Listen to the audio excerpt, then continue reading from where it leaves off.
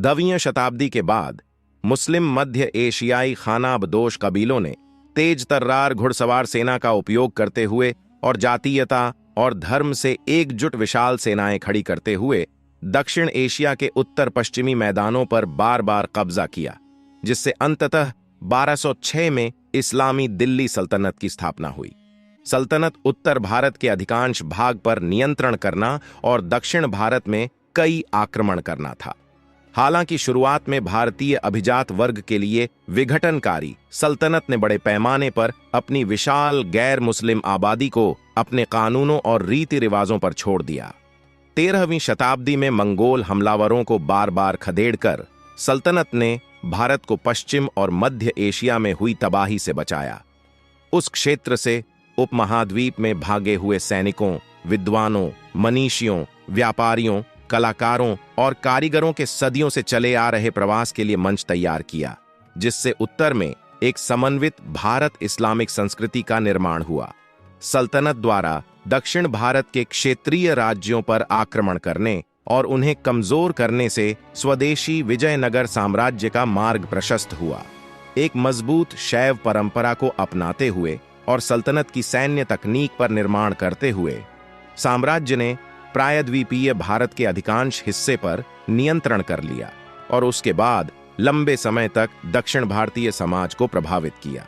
प्रारंभिक आधुनिक भारत 16वीं सदी की शुरुआत में उत्तरी भारत, जो तब मुख्य रूप से मुस्लिम शासकों के अधीन था, मध्य एशियाई योद्धाओं की एक नई पीढ़ी की बेहतर गतिशीलता और मारक क्षमता के कारण फिर से गिर गया। परिणाम स्वरूप मुगल साम्राज्य ने उन स्थानीय समाजों पर मुहर नहीं लगाई जिन पर वह शासन करने आया था। इसके बजाय इसने नई प्रशासनिक प्रथाओं और विविध और समावेशी शासक अभिजात वर्ग के माध्यम से उन्हें संतुलित और शांत किया, जिससे अधिक व्यवस्थित, केंद्रीकृत और समान शासन हुआ।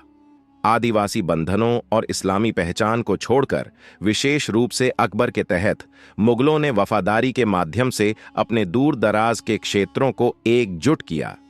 एक फारसी संस्कृति के माध्यम से व्यक्त किया गया, एक ऐसे सम्राट के लिए जिसकी स्थिति लगभग दैवीय थी। मुगल राज्य की आर्थिक नीतियां कृषि से अधिकांश राजस्व प्राप्त करती थीं और यह अनिवार्य करती थीं कि करों का भुगतान अच्छी तरह से विनियमित चांदी मुद्रा में किया जाए, जिससे किसानों और कारीगरों को बड़े बाजारों में प्रवेश करना पड़ा। 17वीं शताब्दी के दौरान साम्राज्य द्वारा बनाए रखी गई सापेक्षिक शांति भारत के आर्थिक विस्तार का एक कारक थी, जिसके परिणाम स्वरूप चित्रकला, साहित्यिक रूपों, वस्त्रों और वास्तुकला को अधिक संरक्षण मिला। उत्तरी और पश्चिमी भारत में मराठों, राजपूतों और सिखों जैसे नए सुसंगत सामाजिक समूहों ने मुगल शासन के दौरान सैन्य और शासकीय महत्वाकांक्षाएं हासिल कीं, जिसने सहयोग या प्रतिकूल परिस्थितियों के माध्यम से उन्हें मान्यता और सैन्य अनुभव दोनों दिए। मुगल शासन के दौरान वाणिज्य के विस्तार ने दक्षिणी और पूर्वी भारत के तटों पर नए भारतीय वाणिज्यिक और राजनीतिक अभिजात वर्ग को जन्म दिया। जैसे जैसे साम्राज्य विघटित हुआ, इनमें से कई अभिजात्य वर्ग अपने स्वयं के मामलों को खोजने और नियंत्रित करने में सक्षम हो गए। अगर आपको हमारा वीडियो पसंद आया, कृपया हमारे वीडियो को लाइक करें, हमारे चैनल को सब्सक्राइब करें। हमारा वीडियो देखने के लिए धन्यवाद।